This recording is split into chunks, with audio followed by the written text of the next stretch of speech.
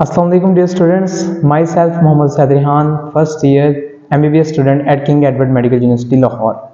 ज़िंदगी में बाज़ औक़ात ऐसा होता है कि इंसान को आगे कुछ भी दिख नहीं रहा होता, यानी कि ज़िंदगी में आगे बढ़ने के लिए इंसान को हमेशा से एक रोशनी रिक्वायर्ड होती है, एक लाइट रिक्वायर होती है जो उसको रास्ता दिखा सके। और बाज़ औक़ात ज़िंदगी में ऐसा होता है कि आपको वो रोशनी नहीं दिख रही होती। So welcome to part 2 of my MD-CAT journey. Basically last part में क्या हुआ था कि मैंने स्टेप का सेट टेस्ट दिया and it was 19th of March 2023 and I got 82 marks और स्कॉलरशिप था आई थिंक अबाउट 85 या 86 पे स्कॉलरशिप था। तो मुझे सेट का स्कॉलरशिप नहीं लगा, यानी कि जो मैंने जनवरी फरवरी मार्च में एक प्रॉपर स्ट्रगल की थी वो सारी मैं समझ रहा था उस वक्त के ज़ाया चली गई है। दर हकीकत वो ज़ाया नहीं गई थी। तो अब हुआ क्या? हुआ ये कि मेरा सैट का टेस्ट नहीं क्लियर हुआ, मैं बिल्कुल नाउम्मीद हो गया, ज़िंदगी में कोई रोशनी नहीं दिख रही थी। तो इंसान नाउम्मीद हो जाता है और वो मायूसी की तरफ चला जाता है। मैंने अपनी MCAT की प्रेपरेशन बिल्कुल छोड़ दी एक हफ्ते के लिए, और इवन के दिल में एक दफ़ा बात आई कि ये चीज़ मेरे लिए नहीं है, MBBS या BDS मेरे लिए नहीं है, I have to quit it. ठीक हो गया। ज़िंदगी में बाज़ औक़ात इंसान के चीज़ें बस में नहीं होती, हाथ में नहीं होती, तो वो कहता है कि शायद अल्लाह ताला की मर्ज़ी हो, अल्लाह ताला ने ना मेरे हाथ में लिखा हो, तो आई शुड क्विट इट। तो मैंने MBBS की प्रेपरेशन और MCAT की प्रेपरेशन एक टाइम के लिए छोड़ दी। इसके बाद क्या हुआ? इसके बाद मेरा एक दोस्त है जिसने मुझे बहुत मोटिवेट किया। His name is Ahad Farid, he is also first year MBBS student eight Faisalabad medical university. और आपकी ज़िंदगी में ऐसे दोस्तों का होना बहुत लाजमी है। उसने मुझे सिर्फ एक बात कही कि you should give your self a second chance, क्योंकि एंड जो होता है वो हमेशा अच्छा होता है और जो अच्छा नहीं होता वो कभी भी एंड नहीं होता। तो मैंने अपने जहन में एक बात डाल ली कि अगर मैं मेहनत करूँगा तो एंड मुझे हमेशा अच्छा मिलेगा, और अगर अच्छा नहीं मिलता तो it is not the end. I should not stop working hard. मुझे स्ट्रगल करती रहनी चाहिए, मुझे मेहनत करती रहनी चाहिए, क्योंकि इसका फल मुझे किसी और शक्ल में मिल सकता है। इसके बाद मेरे जहन में आया कि मुझे आर्मी के टेस्ट की ट्राई देनी चाहिए, क्योंकि बाबा का भी ख्वाब था कि बच्चा जो है वो आर्मी के अंदर जाए। मैंने भी आर्मी टेस्ट की तैयारी करनी शुरू कर दी और फिजिकल की तैयारी करनी शुरू कर दी। Unfortunately I was not able to clear physical test because मेरा एक pull up I think was missing at that time. खैर, आर्मी का जो इनिशियल क्लियर हुआ ना, वहाँ से मुझे ना थोड़ी सी होप मिली कि ना I can clear this sort of test. तो इसके बाद नम्स का हमारा टेस्ट आता है। नम्स के टेस्ट में बेसिकली क्या हुआ, इससे पहले की स्टोरी ये है कि मैंने स्टेप भी नहीं ज्वाइन की, मैंने किप्स भी नहीं ज्वाइन की। ये मैं आपको ये बताना चाह रहा हूँ कि कुछ स्टूडेंट समझते हैं कि सिर्फ एकेडमी का रोल होता है आपको MD-CAT एस करवाने में या E-CAT एस करवाने में। एकेडमी का कोई भी रोल नहीं होता। रोल जो होता है वो सिर्फ और सिर्फ स्टूडेंट का होता है। स्टूडेंट ने खुद पढ़ना है, स्टूडेंट ने खुद प्रेपरेशन करनी है टेस्ट की और खुद जाकर टेस्ट दे के आना है। एकेडमी के किसी टीचर ने आपके साथ टेस्ट देने नहीं जाना। इसलिए रोल जो है सक्सेस के अंदर आपके टीचर्स का रोल है, जरूर है, मगर जो परफॉर्मेंस है वो आपने देनी है, आपके टीचर ने उस वक्त परफॉर्मेंस नहीं देनी। तो एकेडमी का रोल बहुत एक लिमिटेड सा रोल है। उन्होंने सिर्फ आपको काम करवा रहा बेटा जाओ, आप काम करते हो तो फिर भी ठीक है, नहीं करते तो फिर भी ठीक है। उनको सिर्फ और सिर्फ फीस ही है। फीस आ रही है तो ठीक है, फीस नहीं आ रही तो नहीं ठीक। अच्छा, मैंने ना स्टेप ज्वाइन की, मैंने ना किप्स ज्वाइन की। मेरे घर के पास एक अकेडमी थी जिसका नाम था स्ट्राइव अकेडमी, और उनका पहला साल था MCAT के लिए। MCAT के वाले से उनकी एक बहुत अच्छी टीम थी जिससे मतलब मैं बहुत ज़्यादा मुतासिर था। तो मैंने स्ट्राइव अकेडमी ज्वाइन की। In Strive Academy we give test like bio के अलग टेस्ट होते थे and there were separate test for chemistry and physics. Like एक किप्स की तरह का सिस्टम था, क्योंकि स्टेप का जो सिस्टम था वो ठीक नहीं है मेरे हिसाब से, क्योंकि उसमें एक प्रॉपर स्केड्यूल नहीं है। इस साल उन्होंने थोड़ा सा अपना स्केड्यूल सेट किया है, प्रीवियस ईयर्स में उनका कोई इतना अच्छा शेड्यूल नहीं बना होता स्टेप का। तो वहाँ पे टीचर्स के साथ हमने काम किया, जो सवाल नहीं होते थे वो हम पूछते थे, और इसके साथ साथ हमारे टीचर्स की बुक्स थी फिज़िक्स के लिए, केमिस्ट्री के लिए, वो साथ साथ कंसल्ट की, टेस्ट दिए। टेस्ट में भी नंबर नहीं अच्छे आते थे। 200 में से एट द एंड जाके साल के 150 आ रहे हैं, 160 आ रहे हैं, 170 आ रहे हैं। 170 नहीं आते थे, 150 160 ही आते थे। तो फिर एट द एंड क्या है, डिसअपॉइंटमेंट कि यार मेरे तो अभी भी नहीं आ रहे, मैंने तो पूरा साल पढ़ा है, मैंने 2023 में भी प्रेपरेशन की, मेरा नहीं हुआ। मैंने 2024 में भी प्रेपरेशन की, पूरा साल फेडरल भी पढ़ी, मैंने किप्स भी पढ़ी, मैंने हर किताब पढ़ ली, मेरे अभी भी नंबर नहीं आ रहे। अभी भी नंबर क्यों नहीं आ रहे? दिमाग के अंदर सिर्फ ये चीज़ चल रही होती है और इंसान को रातों को नींद नहीं आती। सही बात कह रहा हूँ, इंसान को रातों को नींद नहीं आती। So mental health is necessary for you. Mental health का बहुत की रोल है आपकी सक्सेस के अंदर। जो बंदा दिमागी तौर पे फ्रेश नहीं होगा ना, वो एग्जाम में जाके अच्छा परफॉर्म नहीं कर सकता।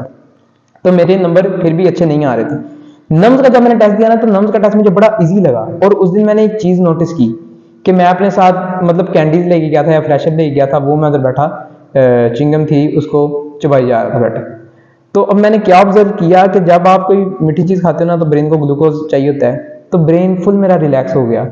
मुझे मतलब टेस्ट की टेंशन नहीं थी। मैंने कहा क्लियर होता है हो, नहीं क्लियर होता तो ना हो, मैंने अपने आप को इससे ज़्यादा स्ट्रेस नहीं करना। तो क्या हुआ कि नम्स जब मैं देने गया तो मैंने नोटिस किया कि मैं सवाल आसानी से सोल्व कर रहा हूँ। जो सवाल नहीं आता उसको मैं छोड़ रहा हूँ और उसको मैं एंड पे आके दोबारा सोल्व कर रहा हूँ अच्छे तरीके से।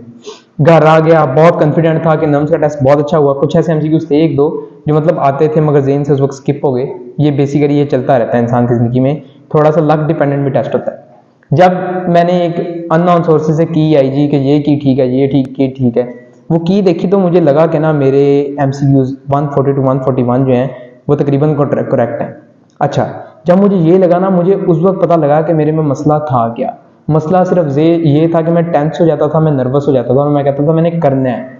नहीं, नम्स के टेस्ट में मैंने क्या सोचा कि अगर होता है तो ठीक है, नहीं होता तो फिर भी ठीक है, चिल रहो, ठीक हो गया। आपने अपनी तरफ से पूरी कोशिश की है, आपका ज़हन आपका साथ दे कि यार मैंने अपनी पूरी कोशिश की है। नाउ इट इज ऑन अल्लाह। अल्लाह ताला ने चाहा तो हो जाएगा, अल्लाह ताला ने ना चाहा तो पूरी दुनिया मिलके आपका एडमिशन नहीं करवा सकती। ये सिर्फ आपकी सोच होनी चाहिए। तो एम कैट में भी फिर मेरी सेम यही सोच थी। इसके अलावा मैंने मेवन्स के टेस्ट दिए, ऑनलाइन एफएफपीज आते थे मेवन्स अकेडमी के, वो मैंने टेस्ट दिए। वो मुझे बहुत मतलब बेनिफिशियल रहे क्योंकि उसमें मेरे मार्क्स अच्छे आए, 180 टू 185 आए, जिसकी वजह से मुझे बहुत कॉन्फिडेंस मिला। तो इसके बाद 10th of September was the day of my MD CAT 2024।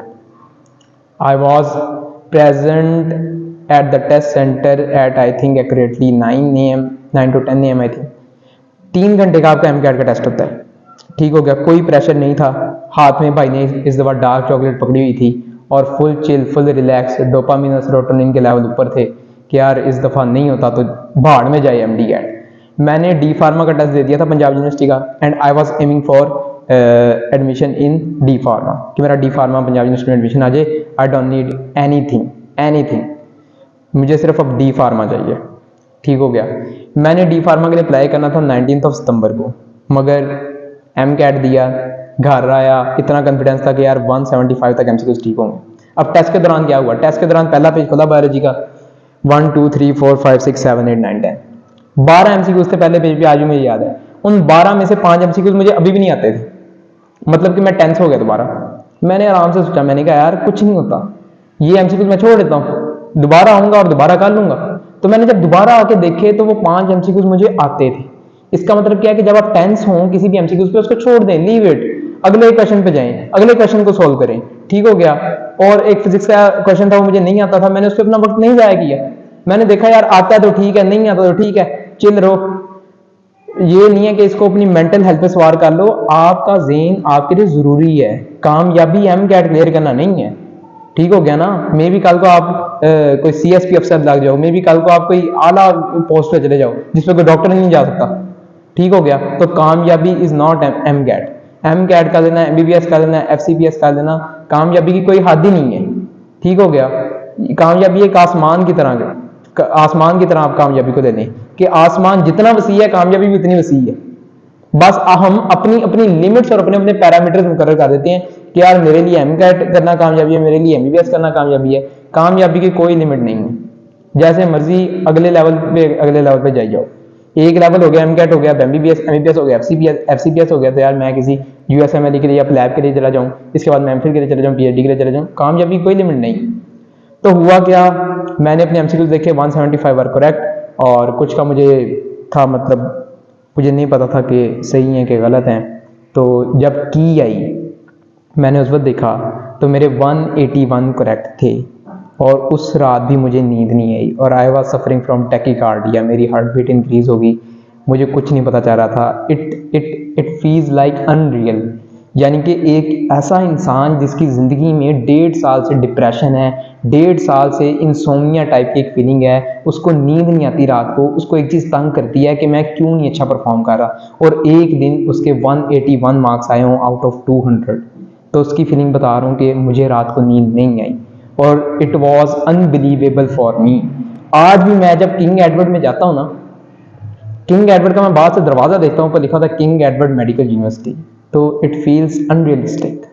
मुझे आज भी यकीन नहीं होता कि मैं किंग एडवर्ड के अंदर हूँ। यानी कि मेरा ड्रीम कॉलेज था इलामा इकबाल, किंग एडवर्ड क्योंकि हम सोचते थे कि यार हम एवरेज स्टूडेंट हूँ, इतनी औकात नहीं है कि किंग एडवर्ड जा सके, मगर अल्लाह ताला का बहुत बहुत करम है।